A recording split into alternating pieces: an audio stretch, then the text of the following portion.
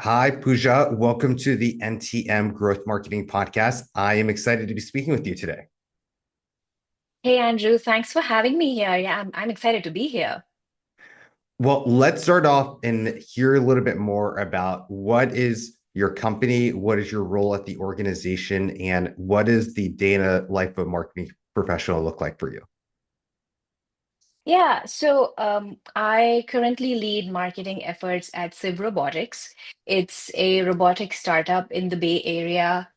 We build construction layout robots for industries like solar, civil engineering, land surveying, road striping, and general contracting, all with the goal to make projects more precise, simple, and efficient. And I've been a marketing professional with over a decade of experience in B2B and SaaS, marketing across various industries, building data-driven strategies that, help companies drive engagement and help them get measurable ROI.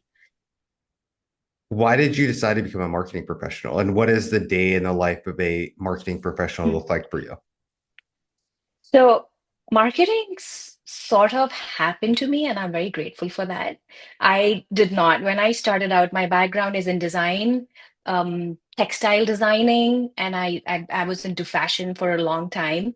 And I was always interested in, understanding the psychology or, the Hmm. way people think, what drives a trend and what do they go after. So I got into trend forecasting, and over there, I was managing content and also filling up gap between sales and the operation side of the business side of fashion.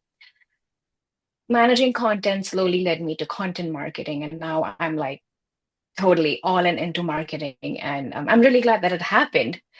And to your second question, a day in my life. So it's very different being a marketer in a large scale organization versus a startup. So my Mhm. day to day, it's more like week to week. It's so different.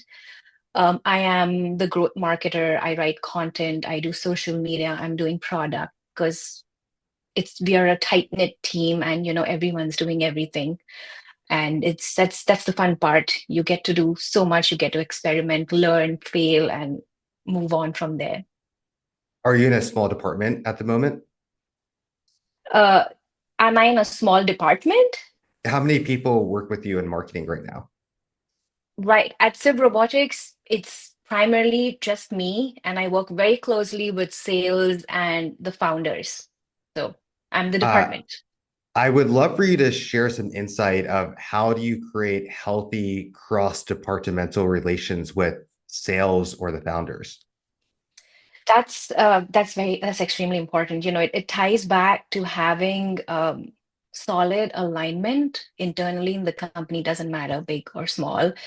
The first thing that yeah, it's interesting you bring up this question because it was one of the first things that I did when I came on board at Civ Robotics was to, identify those gaps between sales and marketing and make sure that we are all aligned. It's so important for us to be aligned because once your sales, marketing, and CS is aligned, it shows in the way you present to a customer, making sure that they are getting the best customer experience.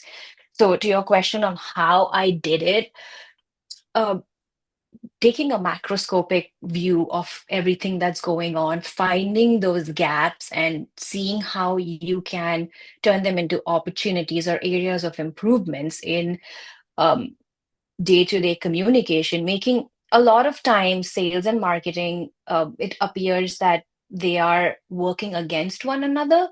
So making sure that you have that clarity that, hey, tell me what you need.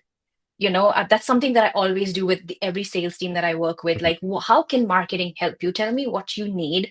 Talk to me about the business because they have a very different lens.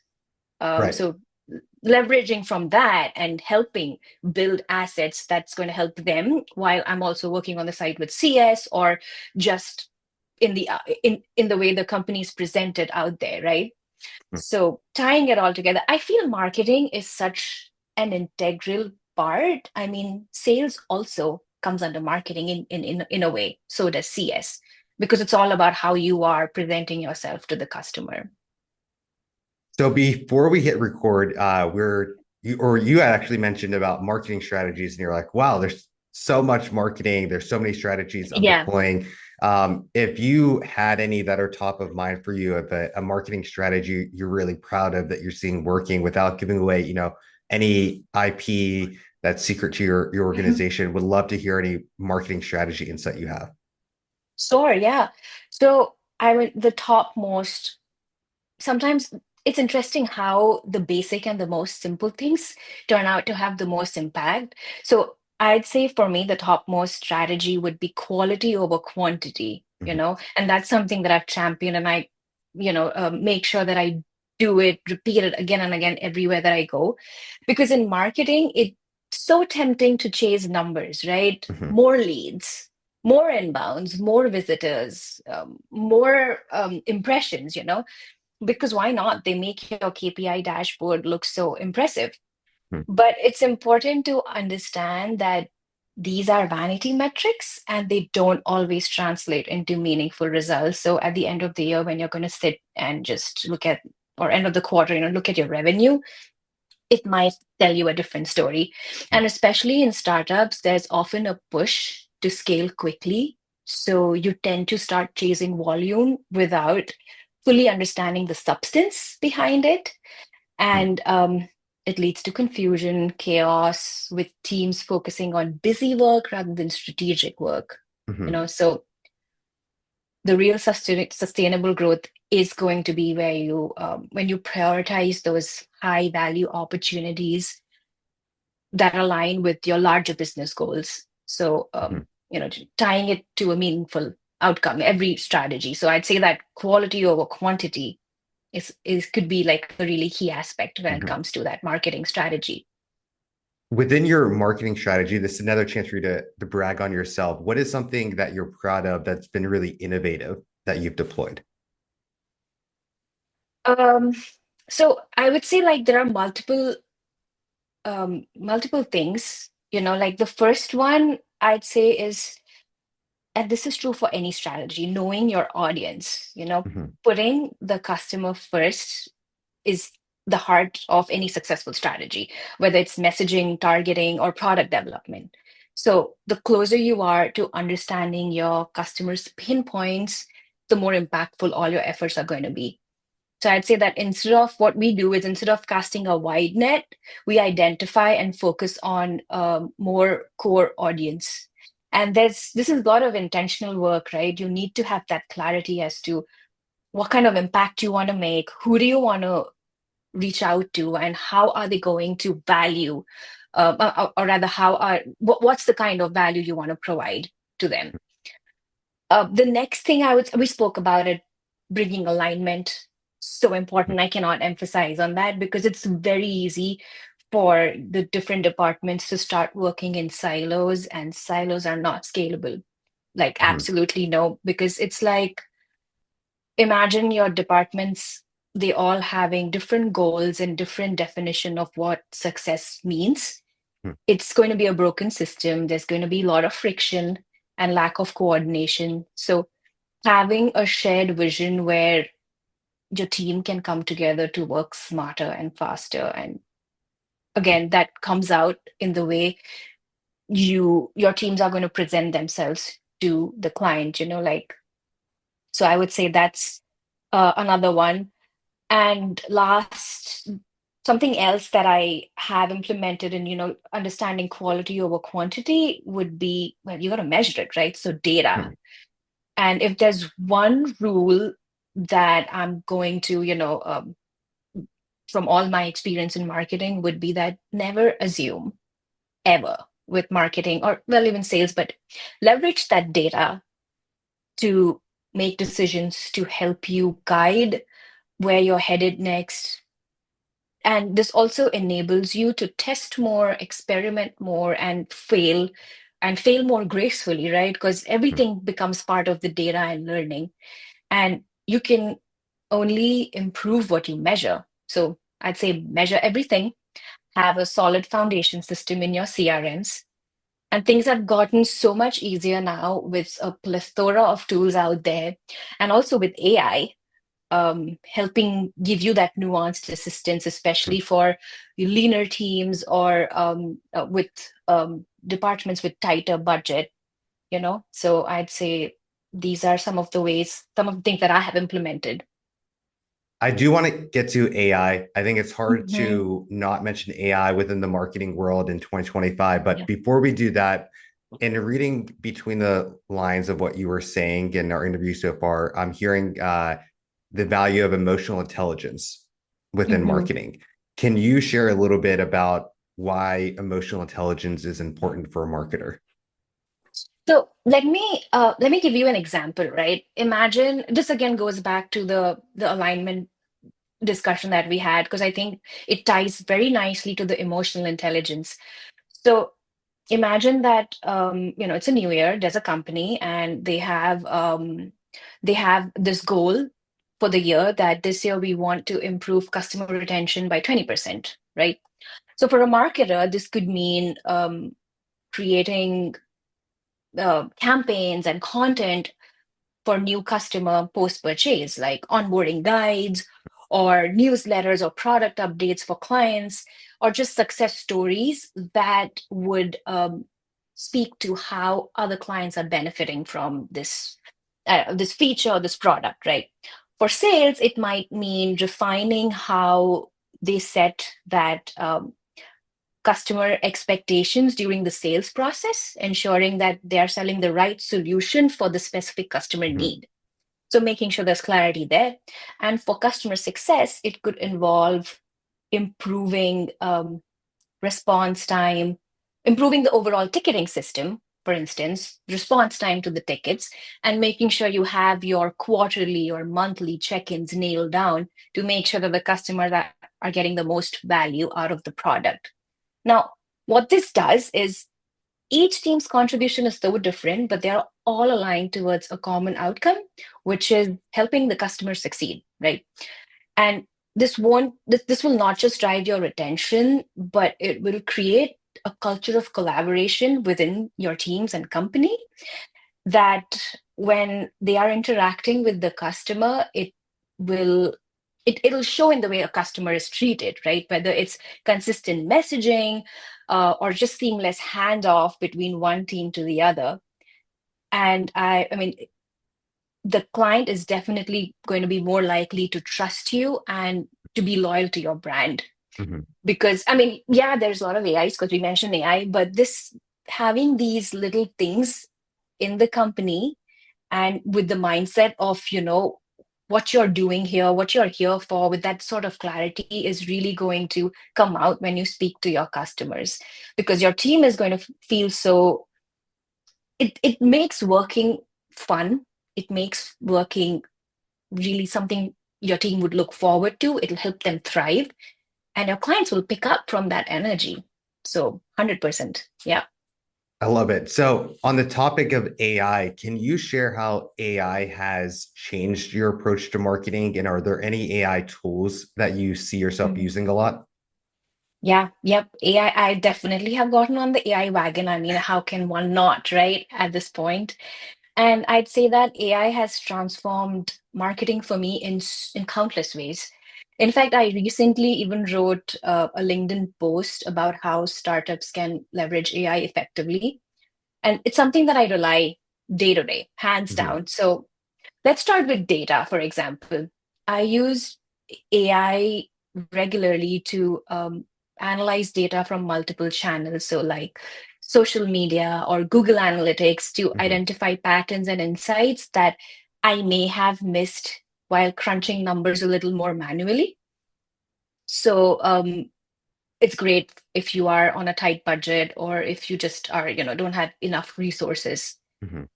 Just upload a PDF and it can just do wonders in picking up I was what going to say, it's are you reading. uploading that PDF to Gemini or ChatGPT to then decipher the data for you?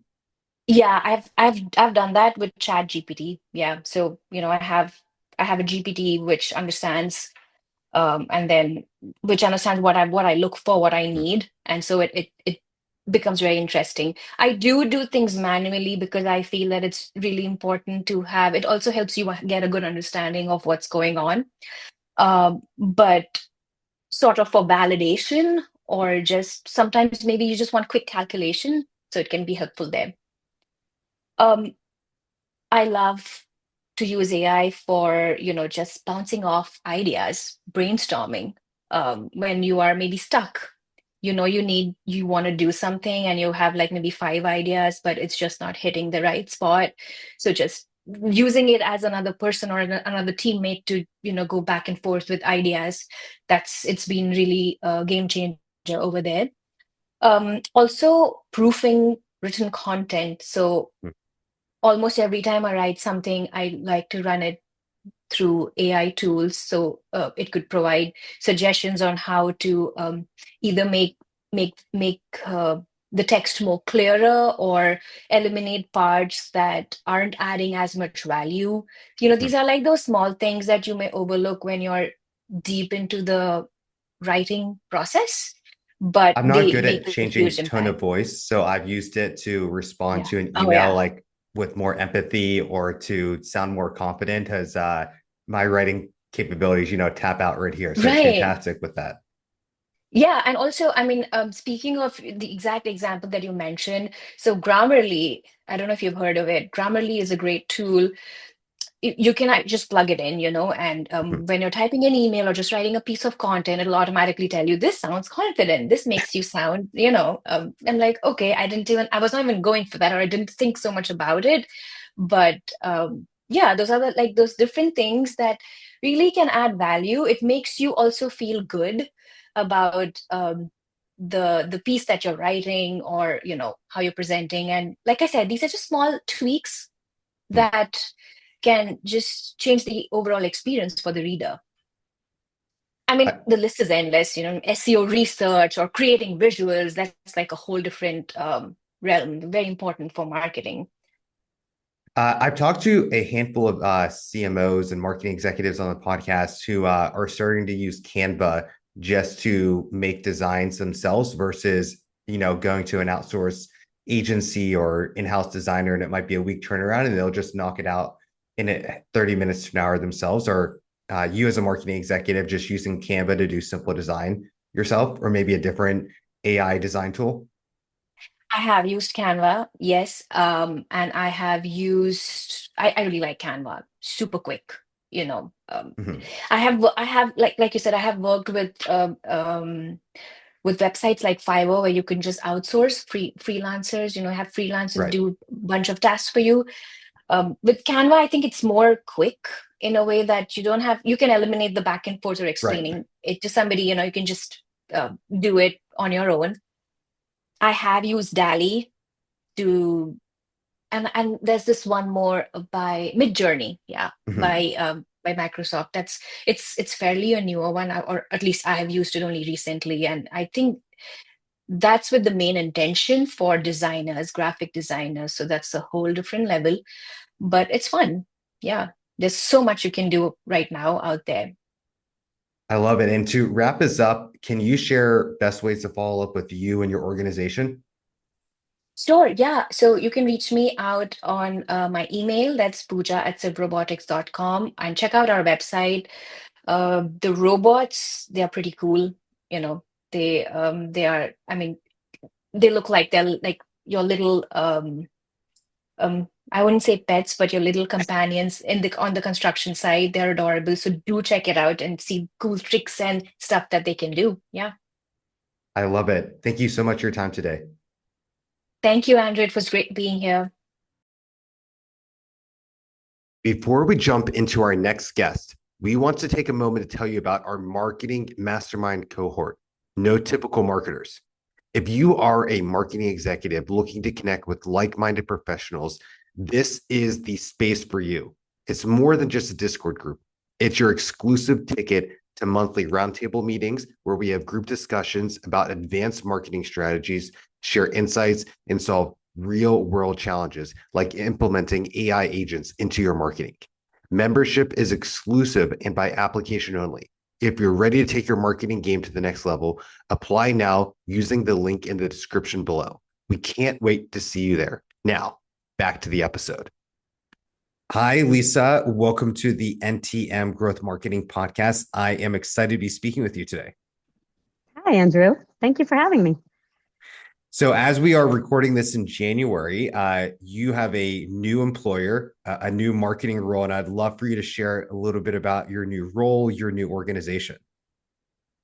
Sure. Yes, it's very fresh. After about 17 years at my previous company, where I started out as a kind of PR-ish something and ended up as the CMO at a company called Kaltura. I recently joined Wevo Energy, which is a really exciting small company, but actually that was acquired by SolarEdge, I want to say mid last year. And Wevo Energy is focused on smart EV charging for electric vehicles. So the way I like to explain it, and I'm still getting the hang of it, is if you're a building for a lot of families and residential building, you need parking spots now at the bottom of the building that Right. also can cater to electric vehicles. So pretty much any building owner and these charging providers are actually starting to implement electric vehicle charging in all these big buildings, also for fleets, public charging, all these electric charging posts that we're starting to see pop up everywhere in malls and wherever we go. So Wevo's platform basically helps manage the software for that very, very intelligently and cost effectively and also energy effectively. So it's really, really cool software that kind of plugs into almost any charger out there on the market. And we help make sure that the driver, the building, the planet, everyone is happy in terms of the energy that they're consuming, the cost that they're paying, and the ease of use. And what is your role at the company? I am the CMO. And I know you're just getting started at the company, but maybe by the time this airs in a few months, you'll have a better grasp of the day to day. But what are some expectations of what you think the day in the life of Lisa is going to look like right now? So we are kind of switching gears at Wevo. Up until now, the company's done a fantastic job with a really excellent product. We've got customers around the world, but a lot of it has been kind of in that early stage, so to speak, where the sales guys are bringing in their own leads and word of mouth and a lot of biz dev, et cetera. And now we actually want to ramp up the world of marketing and kind of scale up a lot of the activities. So my main goal in life is really to kind of start filling that pipeline with good quality demand and really building out the various channels at a much greater scale than what we've done till now. And of course, in the process, continue to build the brand, retain our customers, et cetera. But I'd say that demand and scale, growth, and making sure that we're growing in the, I want to say, repeatable, profitable, scalable directions is really what we're aiming for. So when you're building a growth marketing strategy, what are some things you consider? What are some ideas, results you've experienced in the past that you'd love to share that would be useful for our audience of marketing executives? Sure. So, when I kind of came in and I'm starting to look at what Wevo has already done, they've done some fantastic work already. But then I basically try to take it back to the fundamentals of B2B marketing, looking at, do we have a well-planned and executed lead life cycle so that we can actually measure what we're doing when we're doing it? Do we have the various marketing channels that we need? Some are in great shape, some don't exist. Some might be premature for a company of our size. So looking at those different channels and deciding kind of what we might need to maintain, change, grow, not start yet, or get rid of, that type of thing. And also, I'm looking at kind of both long-term strategy and really kind of building out a marketing machine for the company, while also really not losing sight of what I like to call baby steps and quick wins. because it's a relatively small marketing team and relatively small organization. So, you can plan till you're blue in the face, but we don't need more plans. We need execution. So on one hand, we don't want to just be like all over the place startup, which is fun and it's great to a degree. So we need that kind of plan and that vision of where we're going. While, hey, let's look at, very specific items, things on the website we can change quickly, adding in a form here, and a ton of testing. Because frankly, Andrew, I know we're going to be talking about AI, because how could we not? But, if you follow the John Millers of the world and some of the really impressive thought leaders, in my opinion, in B2B marketing, it's really clear that everything is changing. The B2B marketing playbook, as John likes to call it, that was written back in the days that Marketo was founded, et cetera, has worked really, really well for about 15 or so years. And AI is eventually going to turn a lot of that on its head, or at least evolve it, change it, et cetera. So, well, the Can I fundamentals actually that I'm pause building. for a second? Is I'm actually not familiar with his work, so I'd love for you just to share, like, if you can think of any, off the top of your head, like what are some of the old paradigms of B2B marketing that he Sure. says are going out of existence? And is it all just because AI is going to replace it? Is it cultural trends, technology trends? What's going on with that? I'd love to know. Sure. So John Miller is a co-founder of Marketo back in the day, then moved on to Engagio, et cetera. You can look him up. I recommend following him on LinkedIn. There are additional great B2B marketers out there. If it's Dave Gearhart from Exit 5, if it's Kieran and Kip from Marketing Against the Grain from HubSpot. Oh, I love their Zapier. podcast. Yeah. So if you follow them, and I'm sure you follow many of them, and there are many more, so no offense to anyone I didn't mention, but really everyone's trying to figure out what's going on with AI. And when John Miller, for example, talks about the old B2B marketing playbook, it was really around taking marketing way back when from a lot more focused potentially on campaigns that were harder to measure. They were more offline. They were potentially more brand focused, et cetera. And then suddenly the world of online came around, and we have measurement and science. You probably remember the whole debate around the art and science of marketing that we all talked about for a long time. And then you had your automation come in. And so you were tracking and your, lead to MQL to SQL and into the opportunity, et cetera. And that was really the world of B2B marketing as we knew it for up until today. What happens, or what's happening or starting to happen with AI, the way I see it at least, is really two things. On one hand, I think due to Corona and the craze around digital marketing, it's somewhat becoming a bit less effective and harder to do. Cost per lead on the likes of LinkedIn and Google, et cetera, have gone up. Competition is fierce, not to mention the overload of information. So like, go try to stand out in the crowd and get to your buyers without the budgets of, say, Coca-Cola or Spotify or Netflix, et cetera. So it's really, really become, on one hand, easy to launch campaigns, and on the other hand, hard to make them effective. And also, we were constantly looking at things on a touch point basis, MQLs, et cetera.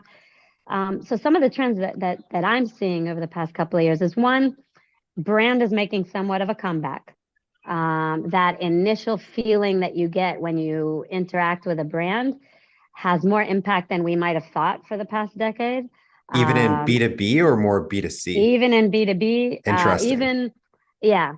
This morning, very I much literally so just bought a B2C man product simply because I wanted to feel cool, as I see other like masculine men having it. So it works. Even as a marketer, I knew exactly what was going on, but I did it still. Right. It's like with remarketing, right? Like, I know I want those boots, and I'm not going to get them because they're expensive, but I know eventually they're going to chase me and haunt me, and I know I'm going to get them at some point. Yeah, even in B2B, very much so in B2B, there's tons of data and information out there, about the brand importance, and something that maybe was neglected by B2B for many, many years and is kind of coming back. So that's one thing. The other thing is, indeed, everything was kind of one size fits all to a degree. And AI is going to help us do personalization at scale.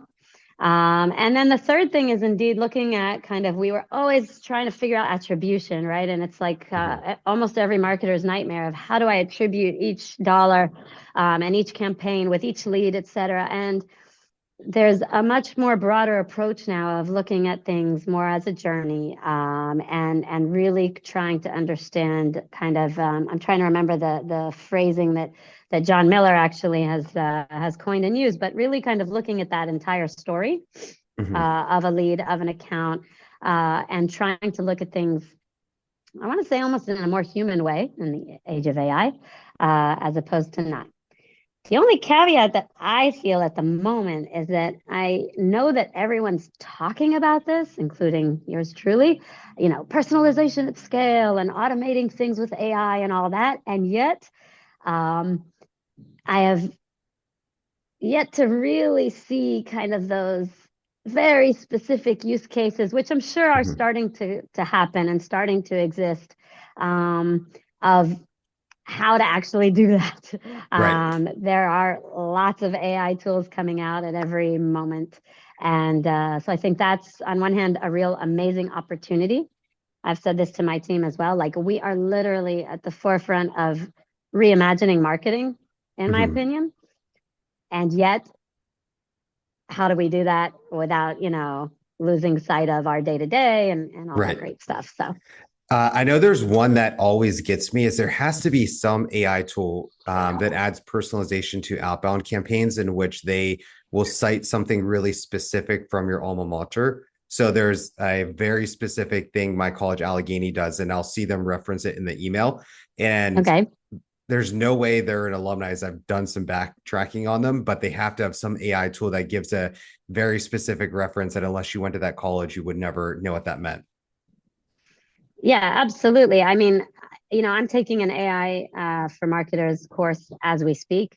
And it's funny, I'm kind of part of the course in terms of helping understand how to implement AI. And on the other hand, I'm a student learning a lot, because I really feel that anyone today, by the way, not just in marketing, but since we're talking about marketing, like, if you don't start learning these tools, if you don't start experimenting, if you don't start trying, you're really going to be obsolete in some ways. And I'm not a big believer in, oh, this is going to take our jobs away. I think this is going to evolve what we do. I think it will morph some jobs. It's not the first time technology has come in. And yet I do think that if you're not moving with the times, then that could cost you your job. So yeah, I don't have all the answers yet. I don't know what all the best AI tools are. I know that at least from what I've seen, I have yet to see like the next Marketo, so to speak. This is how you automate with AI, blah, blah, blah, right? There's pinpoint solutions that are very good, like a Jasper for content, or Claude, ChatGPT, all those amazing things that you can use.